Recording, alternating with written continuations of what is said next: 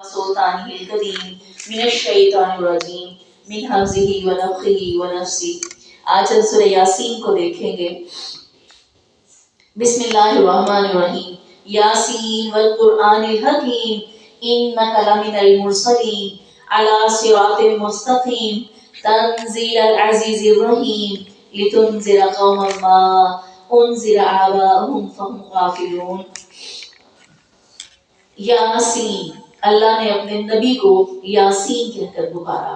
قسم ہے حکمت والے قرآن کی، تم یقیناً رسولوں میں سے ہو اور تم سیدھے راستے پر ہو۔ اے نبی تم درست راستے پر ہو۔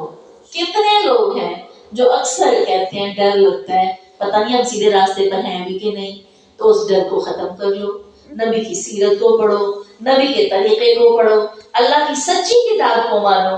اے نبی تم بالکل درست راستے پر ہو۔ جب ہمارا عمل نبی کے عمل جیسا ہو گیا تو پھر درست عمل ہو گیا۔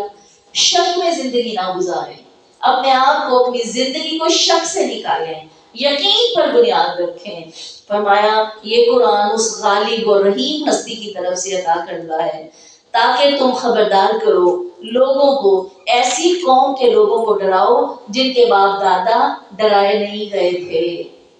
ہم سے پہلے جو ہمارے باپ دادا گزرے ہیں ان میں کوئی نبی نہیں آیا تھا، اور اس نبی کے آنے نہ آنے کی وجہ سے فرمایا وہ غفلت میں پڑے ہوئے ہیں۔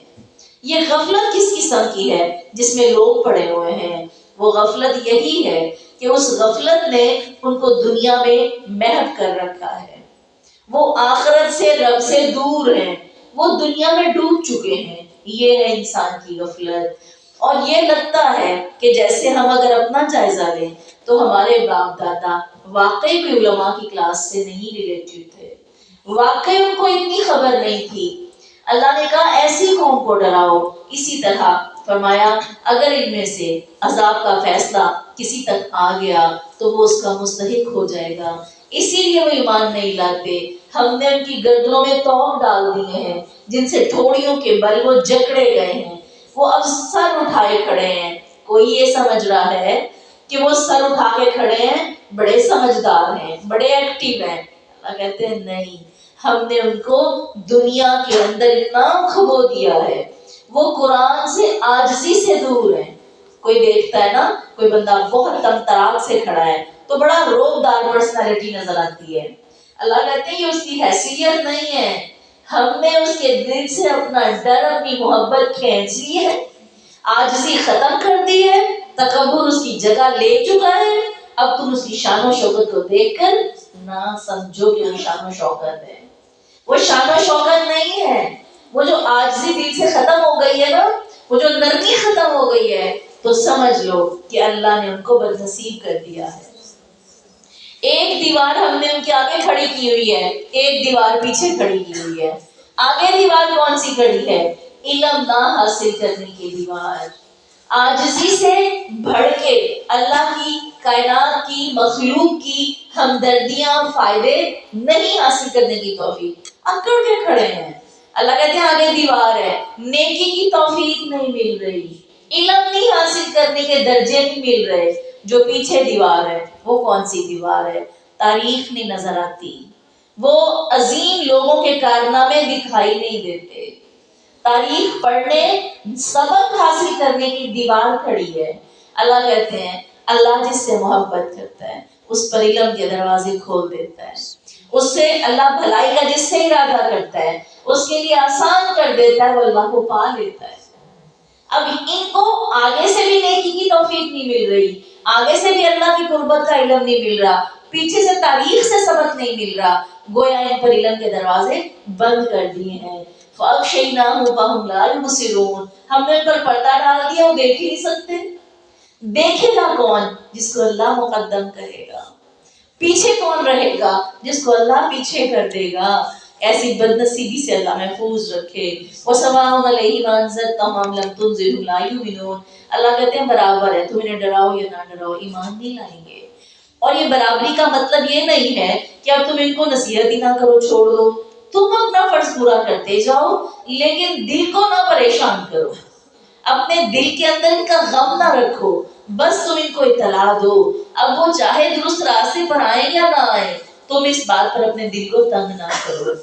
ایمان اور عمل دونوں چیزیں اس بندہ مومن میں ہوتی ہیں جس سے اللہ محبت رکھتا ہے۔ آپ صلی اللہ علیہ وسلم نے فرمایا مومن کے اندر ایمان اور عمل دونوں اکٹھے ہوتے ہیں، ایمان بھی ہوتا ہے عمل بھی ہوتا ہے۔ یہ نہیں کہ باتیں تو بڑی بڑی ہیں اور کرنے میں کچھ کرنے کی صلاحیت ہی نہیں ہے، یہ نہیں کہ اس کے اندر جو ہے علم آ گیا ہے اور کرنے کی ایمان اور نماز اور روزہ پابندی کچھ بھی نہیں ہے، ایسا مومن نہیں ہوتا۔ فرمایا منافق جو ہے وہ بد عمل ہوتا ہے، وہ بد عمل ہوتا ہے، اس کے پاس ایمان آ جاتا ہے عمل نہیں آتا۔ اللہ منافقت سے محفوظ رکھے۔ آپ صلی اللہ علیہ وسلم نے فرمایا اللہ سے غائبانہ طور پر ڈرنے والے کو قیامت کے دن عرش کا سایہ نصیب ہوگا۔ تنہائی میں بھی گناہ کرنے کو ہاتھ جاتے جاتے رک جاتا ہے، کوئی نہیں جانتا کوئی نہیں دیکھ رہا، اچانک گناہ نظر آ جاتا ہے، دل مچلتا ہے کر لے اور رک جاتا ہے۔ ایسا غائبانہ جو اللہ سے ڈرتا ہے قیامت کے دن فرمایا کسی چیز کا سایہ نہیں ہوگا، صرف عرش کا سایہ ہوگا اور اللہ اس کو نصیب کرے گا۔ اسی طرح اللہ رب العزت فرماتے ہیں کہ نصیحت کی پیروی صرف وہی بندہ کر سکتا ہے۔ اے نبی تمہاری اطلاع اور علم سے وہی بندہ فائدہ اٹھا سکتا ہے جو بن دیکھے رحمان سے ڈرتا ہے۔ ایسے بندے کو بخشش اور اجر کریم کی خوشخبری دے دو، ایک دن ایسا آئے گا ہم مردوں کو زندہ کریں گے، جو کچھ کام انہوں نے کیے ہیں وہ سب ہم لکھتے جا رہے ہیں۔ وہ بے فکری کی زندگی نہ جئیں، کر وہ گناہ رہے ہیں، برائیاں وہ کر رہے ہیں، ہم ان کو نوٹ ڈاؤن کر رہے ہیں۔ جو آثار اِنَّا نَحْنُ نُحْيِي الْمَوْتَىٰ وَنَكْتُبُ مَا قَدَّمُوا وَآثَارَهُمْ، جو کچھ انہوں نے پیچھے چھوڑا وہ بھی ہم لکھ رہے ہیں۔ اب وہ تو مر چکے ہیں، پیچھے جو چھوڑا ہے نا وہ بھی لکھ رہے ہیں۔ ہم نے ان کو صرف ان کی زندگی تک ہی نہیں درج کیا، ان کے پیچھے بھی نوٹ کر رہے ہیں، ہر چیز کو ہم نے کھلی کتاب میں درج کر رکھا ہے۔ 3 عمل نامے ہیں، سب کو پتا ہے 3 عمل نامے، کوئی نہ سمجھے کہ عمل نامہ ایک ہے۔ ایک عمل نامہ رجسٹر ہمارا کون سا ہے؟ جو ہمارے اعضاء، حدیث میں آتا ہے سب سے پہلے قیامت کے دن اعضاء میں سے 2 اعضاء سب سے پہلے بولنا شروع کریں گے، ایک یہ ہتھیلی اور دوسری تھائی، ران سب سے پہلے بولے گی۔ غور کر رہی ہوں میں اس پر، ریسرچ کر رہی ہوں، ابھی پوری نہیں ہوئی کہ اللہ آخر سب سے پہلے ران سے کیوں؟ خیال ہے میرا کہ انسان کی عزت کی حفاظت یہاں سے شروع ہوتی ہے، واللہ عالم، ابھی میری ریسرچ چل رہی۔ ہاتھ، یہ 2 چیزیں سب سے پہلے ان کو زبان ملے گی، ران بولے گی، ہاتھ کی ہتھیلی بولے گی۔ جتنی گناہ اور برائیاں ہیں نا ہاتھ ہی بڑھتا ہے، سب سے پہلے ہاتھ بڑھتا ہے۔ بہرحال جب ریسرچ کروں گی تو بتاؤں گی۔ اللہ نے فرمایا سب سے پہلے ان کو زبان ملے گی، ران بولے گی اور ہتھیلی بولے گی، پھر آہستہ آہستہ پورے جسم کے اعضاء کو۔ بندہ کہے گا اللہ میں نے یہ کیا ہی نہیں، یہ زبان یہاں بھی جھوٹی وہاں بھی جھوٹی، اللہ اس کو بند کر دیں گے۔ نحن نختم علی افواہہم، منہ پر مہر لگا دیں گے، بند کر دیں گے، یہ تو چل ہی نہیں سکے گی، پھر عذاب بولیں گے۔ اور فرمایا ایک عمل نامہ اس صورت میں بندے کی سامنے آئے گا، دوسرا عمل نامہ فرشتے جو ہر ہماری نوٹ ڈاؤن کر رہے ہیں، ہر حرکت کو لکھ رہے ہیں۔ تیسرا عمل نامہ، بندہ دنیا سے سانس بند ہو گئی، سانس رک جائے گی، لیکن اس کا عمل نامہ رجسٹر اس دن کھلے گا، اس رجسٹر پر لکھا جائے گا کہ لوگوں نے کن لفظوں سے یاد کیا، وہ چیزیں وہ حرکتیں کسی آنکھ نے دیکھی تھی اور وہ ویسا ہی کر رہا ہے، وہ بھی لکھا جائے گا۔ میں نے جا کر اس کو نہیں کہا ہوگا کہ تم ایسا کرو، بس میں کسی کونے میں کھڑی تھی، گلی کی نکڑ پہ کھڑی تھی، اچھی یا بری جو بھی میں حرکت کر رہی تھی، کسی راہ گزر بچے نے مجھے دیکھا اور وہ ویسی حرکت کرے گا، وہ بھی میرے عمل نامے میں لکھی جائے گی۔ کہاں گزارا ہے کہ میں اور آپ جو مرضی کرتے تھے، گھروں کے اندر تنہائیوں میں جو کر رہے ہوتے ہیں، ہمارے بچے اس کو دیکھ رہے ہوتے ہیں، فالو کر رہے ہوتے ہیں۔ ہماری اولادیں ہمارا بہترین سرمایہ ہے، ہم مر جائیں گے، پیچھے ہر وہ حرکت جو کریں گے، کتنی ہمارے سامنے مشہور مثالیں ہیں کہ بچیاں کھانا پکاتی کہتی بالکل اپنی ماں جیسا پکایا ہے، بچیاں بات کرتی